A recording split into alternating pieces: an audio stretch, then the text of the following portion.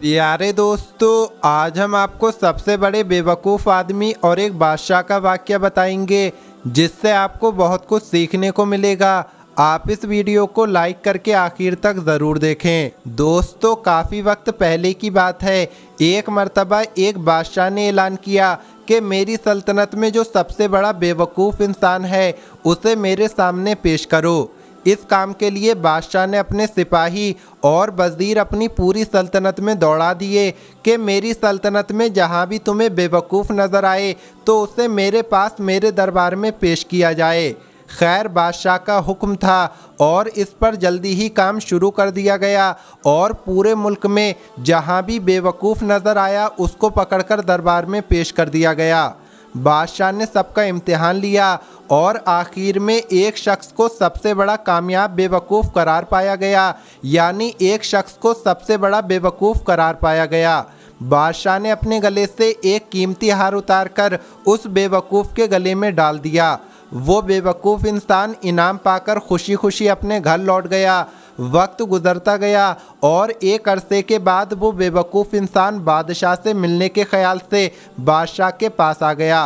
बादशाह ज़िंदगी का आखिरी वक्त गुजार रहा था। बादशाह को बताया गया कि फ़ला बंदा जो बेवकूफ़ों के मुकाबले में पहले नंबर पर आया था, जो सबसे बड़ा बेवकूफ़ था, वो बंदा आपसे मिलना चाहता है। बादशाह ने उसे आने की इजाज़त दे दी। बेवकूफ़ हाजिर हुआ, बादशाह को सलाम किया और पूछा, ए बादशाह, आप लेटे क्यों हैं? आपकी तबीयत तो ठीक है। बादशाह मुस्कुराया और बोला, मैं अब उठ नहीं सकता क्योंकि मैं एक ऐसे सफ़र पर जा रहा हूँ जहाँ से वापसी नहीं होगी। बादशाह की इस बात पर बेवकूफ़ ने हैरत से पूछा, बादशाह, सलामत वापस नहीं आना क्या आपको? हमेशा वहीं रहना है? बादशाह बेबसी से बोला कि हाँ, मुझे हमेशा वहीं रहना है। इस पर बेवकूफ़ बोला, तो बादशाह सलामत, आपने वहाँ यकीनन बहुत बड़ा महल, बड़े बागीचे, बहुत से गुलाम और बहुत सामान्य ज़िंदगी रवाना कर दिया होगा। बादशाह चीख मारकर रो पड़ा। बेवकूफ़ ने हैरत से उसे देखा। उसको समझ नहीं आ रही थी कि बादशाह क्यों रो रहा है। बादशाह बोला, नहीं, मैंने वहाँ एक झोपड़ी भी नहीं बनाई। रोते हुए बादशाह की आवाज़ निकली।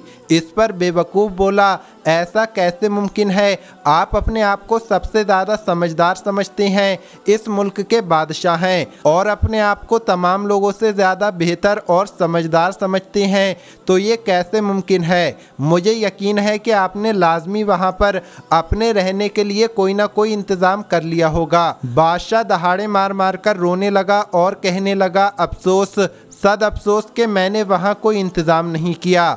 उसके लहजे में बड़ा ही दर्द था। बेवकूफ़ आदमी उठा और अपने गले से वो कीमती हार उतारा और बादशाह के गले में डालकर बोला, बादशाह सलामत, मेरे ख़्याल में आप मुझसे ज़्यादा बड़े बेवकूफ़ हैं और ये हार जो आपने मुझे इनाम में दिया था, मेरा ख़्याल है कि इस हार के हक़दार आप मुझसे ज़्यादा हैं।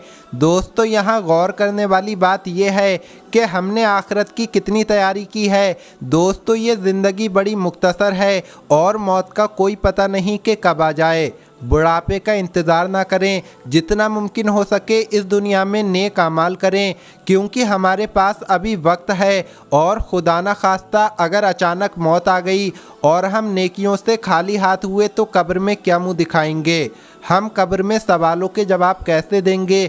ऐसा ना हो कि इस हालत में हमें मौत आ जाए और आखिरत में हमें ज़िल्लत का सामना करना पड़े, क्योंकि कोई बादशाह हो या कोई फ़कीर हो, अमीर हो या गरीब हो, सब ने इस दुनिया से खाली हाथ जाना है। जो चीज़ हमारे साथ जाएगी वो होंगे हमारे अमाल। प्यारे दोस्तों, अपनी आखिरत की फ़िक्र करें और गुनाहों से दूर रहें। अल्लाह पाक हमें कहने सुनने से ज़्यादा अमल करने की तौफ़ीक़ अता फ़रमाए। आमीन, अल्लाहुम्मा आमीन।